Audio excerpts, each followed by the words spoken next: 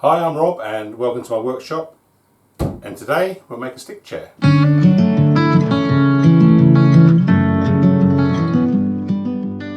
Here we have the finished chair. I'm going to quickly run through the different parts so we know what's what. Starting at the top we have the crest. We then come down to the sticks or spindle, and these tenon directly into the seat bank itself.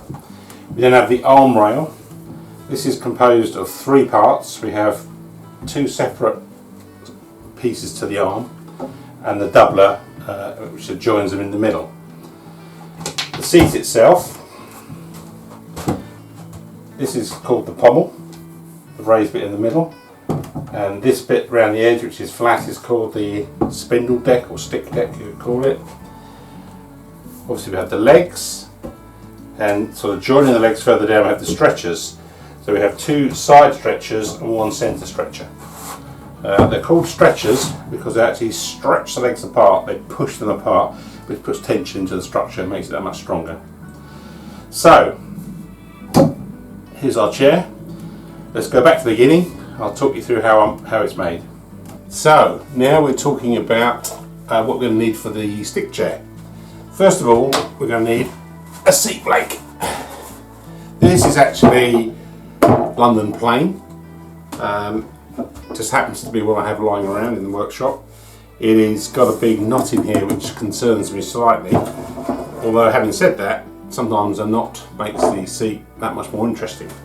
But we'll see how we go with that.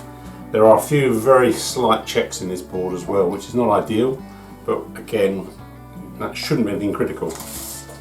This is 22 by 18 inches, so about 56 centimetres by 45 centimetres, and that should just about fit our template. We've got a little bit of a live edge going on. This is curving in, but if this is the top of the seat, we're going to be trimming away at the sides. So we should just about be alright. If you have a little bit of live edge on the underside of the chair, on the bevel, not a problem. Adds to the sort of rustic look of the chair. So I don't mind that at all. But we'll talk a little bit more about the markings on the seat template when we get around to that. I have a plank of ash here. It's got a bit of cupping going on, as you can see, and then we've got some other bits of ash which I have left over from other projects and things. So we're going to need to have some leg blanks. I've got a cutout here which is 2 inches by 22 inches or 560mm by 50mm wide, and that's going to be our basic leg blank. The reason I like to have them cut out like this is that you can very easily place it on the board and check that you're running nice and straight with the grain, because being straight grained is really important for a chair. You don't want cross grain or grain that's too wavy, as that will weaken the leg considerably. The straighter the grain, the stronger it will be, the slimmer you can have your chair components without compromising on strength. So having this one here, I can place it on the board, see where the grain is straightest and use that.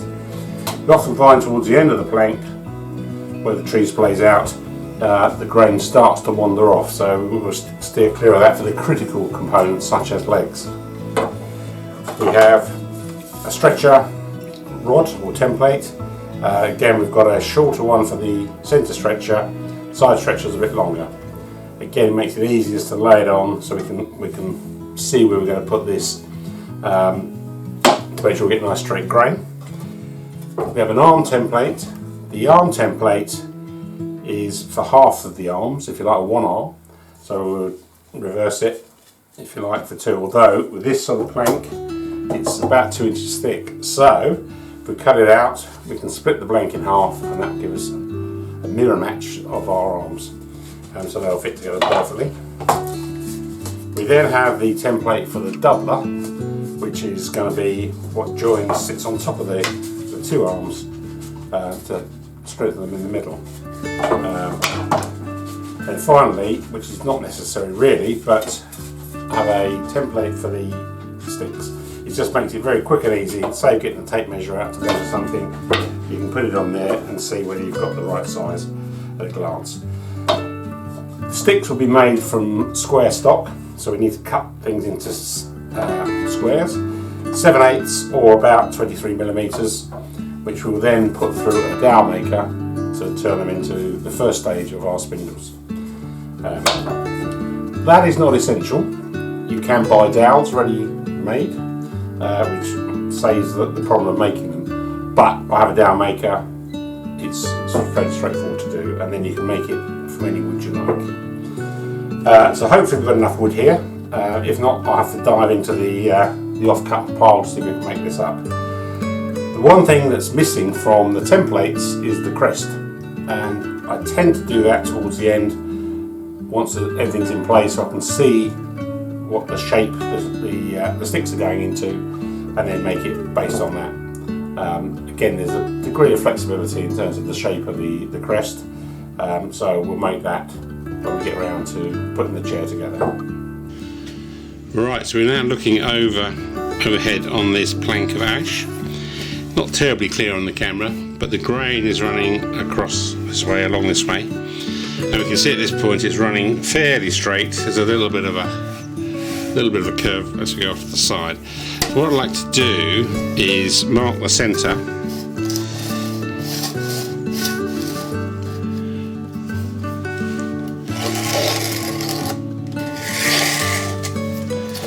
And then we can check with our leg blank how that sits.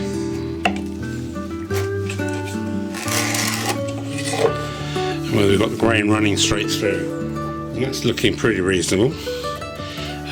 It's a little bit on the crown here, so we're getting the arches on the grain, but as we come to the side,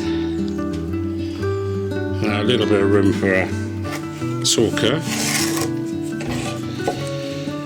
So we can see grain running here, running along. It's a little bit of a curve and straightens up, so pretty reasonable. And again on here, nice straight grain, so that's good for our legs. So we've got 3 there. We can then mark a leg and stretch off to the side. Let's slide that along.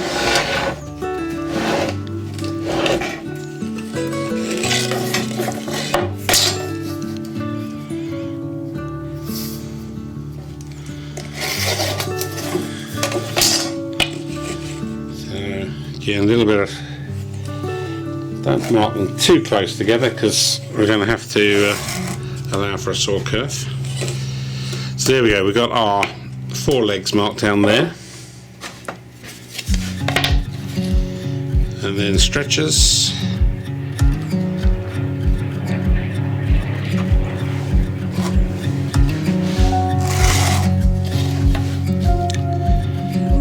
Side stretcher.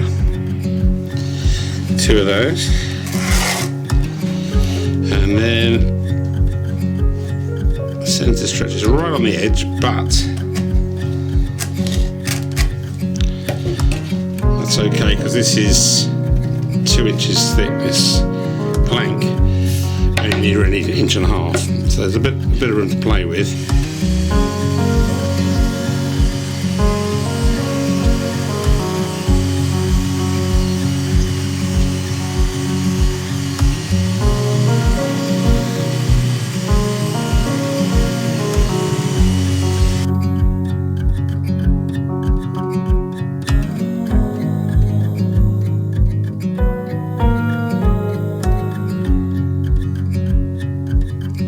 Then cut the legs out on the table saw, but unfortunately my camera battery ran out midway through.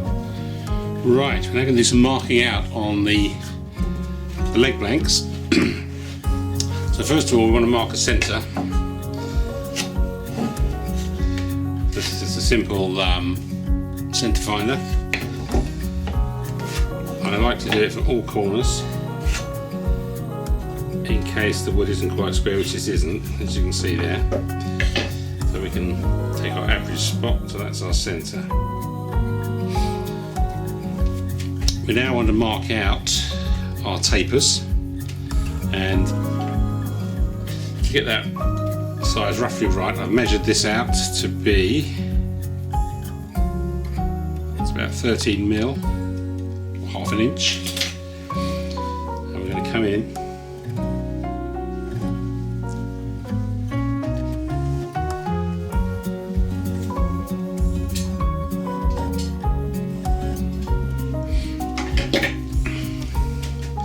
so that'll be the taper.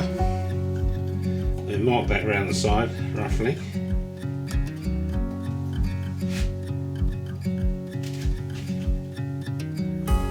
We'll follow that down the side of the leg.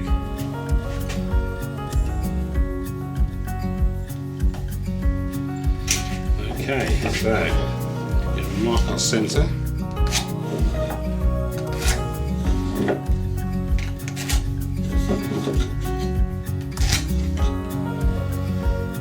Right, so if that is the thin end, the top end of the leg, this will be the bottom. So on this one what we'll do is mark the octagonals, if you like, where we're going to shape that off. This is going to be full size this way. So basically we go corner to corner on there. This ruler happens to be a good fit. This is 26mm wide, so just a shade over an inch from our centre line on the diagonal. We can mark off just a rough line of how we're going to octagonalise the leg.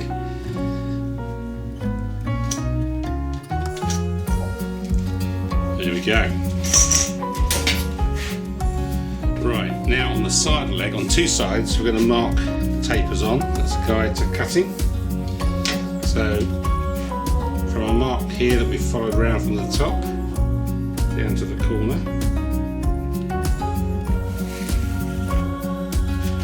and then the same on this side.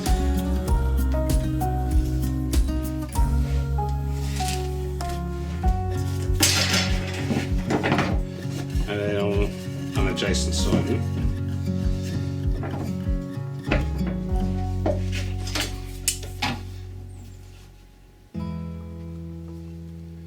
So what we're going to do is bandsaw these lines, and then take a hand plane to smooth them off and to flatten them.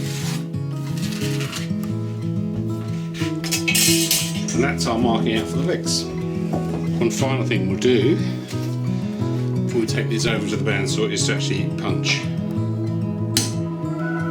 centre points, because we will mount these on the lathe to finish off the joinery.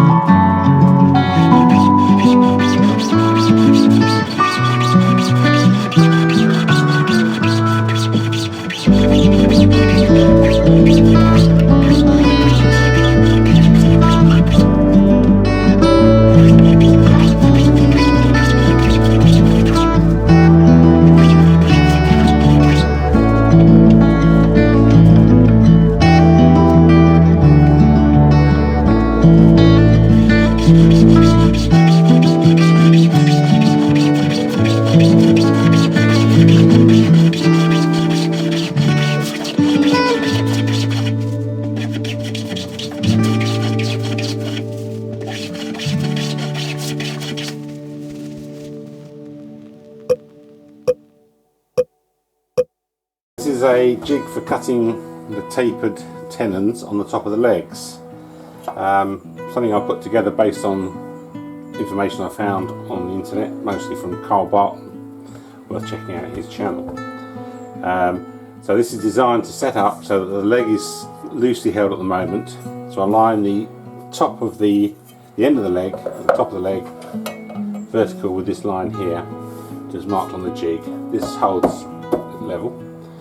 So that sets the position of the jig, and we should be able to cut all the legs in one go without having to move this now. So we can tighten that up.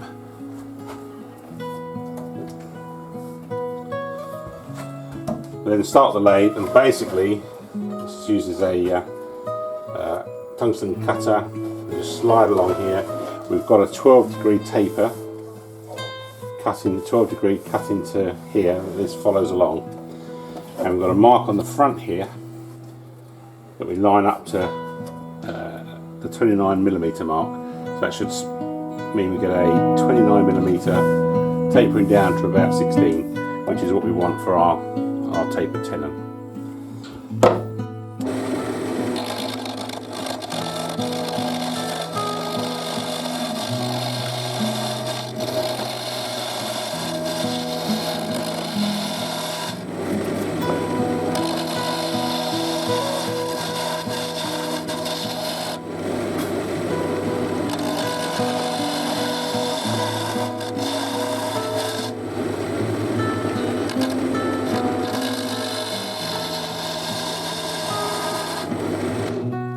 Right, so this is a test fit hole.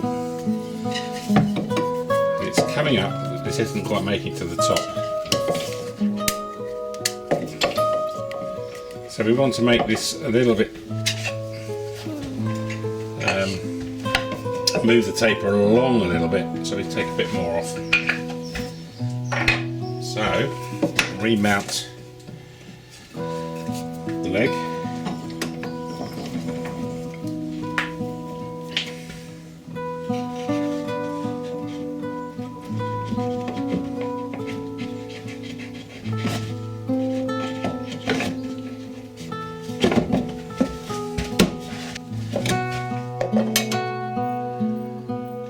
About a centimetre along, maybe a fraction more. Alright, try that.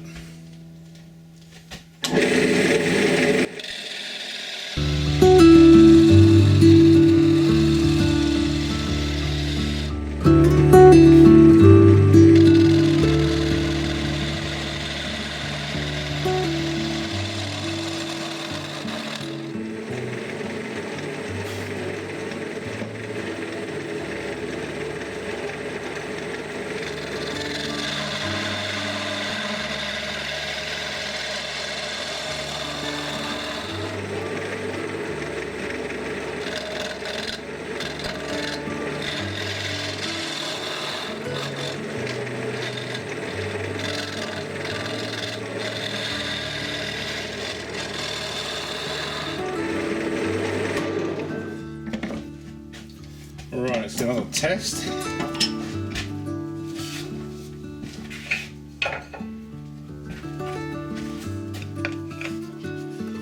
Yes,